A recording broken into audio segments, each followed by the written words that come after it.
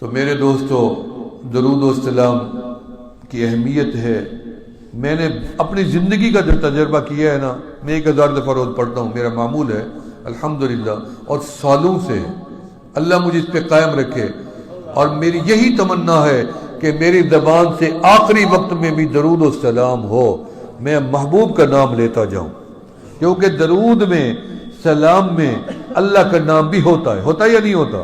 ذکر اللہ بھی ہوتا ہے، ذکر حبیب خدا بھی ہوتا ہے، دونوں ہوتے ہیں۔ جب ہم کہتے ہیں اشہد ان محمد الرسول اللہ، کہتے ہیں نا رسول محمد الرسول اللہ، لا الہ الا اللہ محمد الرسول اللہ، اللہ نماز کے اندر سبحانک اللہ پڑھتے ہیں، پھر آگے التحیات میں نبی کا نام، درود میں اللہم صلی علی محمد وعلی آل محمد کما صلیت علی ابراہیم وعلی آل ابراہیم انک حمید، یہاں بھی اللہ کا نام اللہم سے شروع ہوتا ہے، یہ پہلے اللہ کا ذکر پھر نبی کا ذکر آتا ہے۔ تو ہر بات میں سمجھتا ہوں کہ یہ دونوں چیزیں ضروری ہیں، آپ اللہ کا ذکر کریں گے اور اللہ کے حبیب کا کریں گے یا نہیں کریں گے؟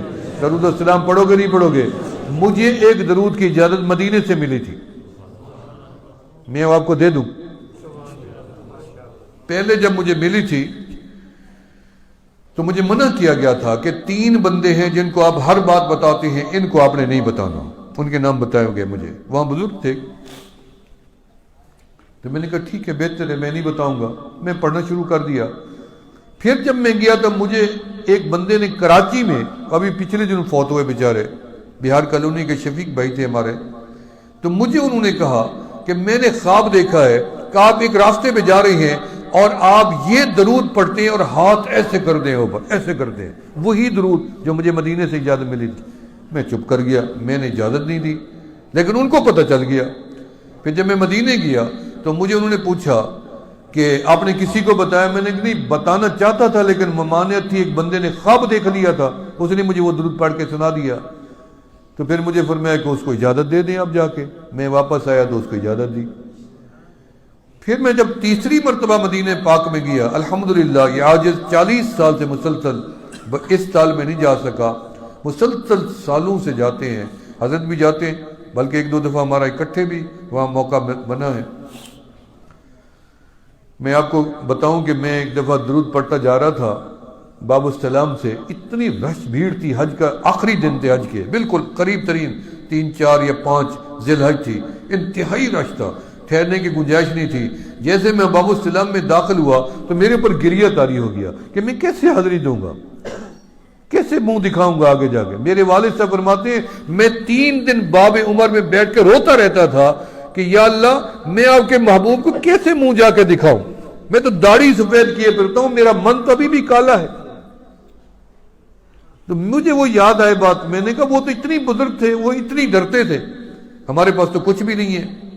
تو جب میں معجز شریف میں پہنچا تو میں نے اپنے اوپر روتے روتے یہ کپڑا ایسے ڈال لیا اور ایسے کر لیا، میں نے ایسے نیچے، کسی کو نہیں دیکھ رہا تھا۔ اتنے میں وہاں جو عربی مسئول ہے بڑا، جو انچارج ہے معجز شریف میں ٹھہرتا ہے، وائرلیس اس کے ہاتھ میں تھی، وہ بندوں کو چیرتا ہوا میرے پاس آیا، میرے دونوں کندھوں کو پکڑا اور سیدھا مجھے دھکیل کے دیوار کے ساتھ جا کے کھڑا کر دیا، اور مجھے درود و سلام کا اتنی سا ایک کارڈ پکڑا دیا اور خود ہی مجھے کھڑا کر کے چلا گیا، اور میں نے جی بھر کے سلام پیش کیے۔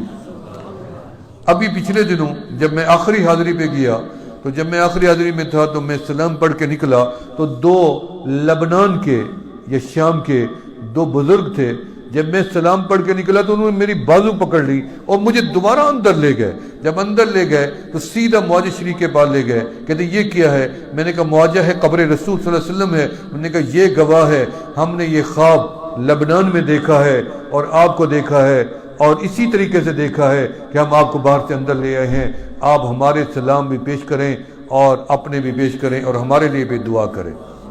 لبنان کے تھے معجز شریف، اللہ آپ کو نصیب کرے، مجھے بھی نصیب کرے دوبارہ۔ تو درود و سلام جو مجھے اجازت ملی اور اس کی اجازت عام ملی، مجھے یاد نہیں رہتا، وگرنہ میں لوگوں کو دیتا بھی ہوں، کبھی مجھے بھول جاتا ہے، جب اللہ کی طرف سے ہوتا ہے میں بتا دیتا ہوں۔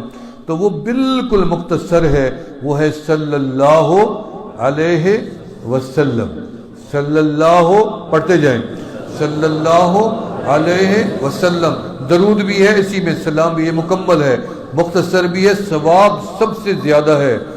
سارے پڑھتے جائیں صلی اللہ علیہ وسلم، صلی اللہ علیہ وسلم، صلی اللہ علیہ وسلم۔ انشاءاللہ پڑھتے جاؤ، آمنہ کے لال کا دیدار ہو جائے گا، تمہاری زندگی بدل جائے گی، دکھ دور ہو جائیں گے، بیماریاں دور ہو جائیں گی، شفا یاب ہو جاؤ گے، غم غلط ہو جائیں گے، تنگ دستی ختم ہو جائے گی، بے اولادوں کو اولاد ملے گی، جن کی شادی نہیں ان کو اللہ شادیوں کی بیویاں دے گی، نعمت ملے گی، اور جن کو جو مسئلہ ہو میں نے آزمایا ہے، درود کی برکت سے سارے کام میرے اللہ نے کر دیے۔ اطمینان سب سے بڑی چیز ہے، اللہ نے ہمیں اطمینان دے رکھی ہے۔ آپ بتائیں، رب کے گھر میں بیٹھے ہو، مجھے نہ دیکھو، کیا آپ کو اس مجلس میں اطمینان ملا یا نہیں ملا؟ سکون ملا یا نہیں ملا؟ یہ درود کی برکت ہے، یہ محفل کی برکت ہے، اور یہی طریقہ صحیح ہے درود و سلام کا جو ہم نے یہاں پہ منعقد کیا پروگرام، اور اللہ تعالیٰ اس کو قبول و مقبول فرمائے۔ اور یہ نہیں ہے کہ جو طریقہ مروجہ بنا ہوا ہے، اللہ تعالیٰ سمجھ عطا فرمائے، ایسا طریقہ ہم نے کہیں بھی نہیں دیکھا ہے۔ وہی طریقہ ہے درود و سلام کا، تنہائی میں پڑھو، مجمع میں پڑھو، راہ چلتے پڑھو، بستر پہ بیٹھے پڑھو، نماز میں پڑھو، اور دعاؤں میں پڑھو۔ جو دعا درود سے خالی ہو معلق پڑی رہتی ہے فضاؤں میں کچھ علماء سے، جس کے آگے پیچھے درود پڑھا جائے اور دیر نہیں لگتی، عرش بری تک چلی جاتی ہے اور قبول و مقبول ہو جاتی ہے۔ اللہ رب العالمین نے گزارشات کو قبول و مقبول فرمائیں۔ اللہ تعالیٰ، کیونکہ مختصر پروگرام تھا میں نے زیادہ وقت لے لیا، باتیں میرے پاس تو اور بھی بڑی زیادہ تھی، اللہ تعالیٰ انہی گزارشات کو قبول و مقبول فرمائیں۔ اللہ تعالیٰ ہمیں آداب شریعت نصیب فرمائیں، احترام نصیب فرمائیں۔ شریعت ہے، یاد رکھو، اس سے باہر نہیں نکلنا۔ شریعت سے باہر جاؤ گے محور سے ہٹ جاؤ گے، محور سے ہٹ جاؤ گے۔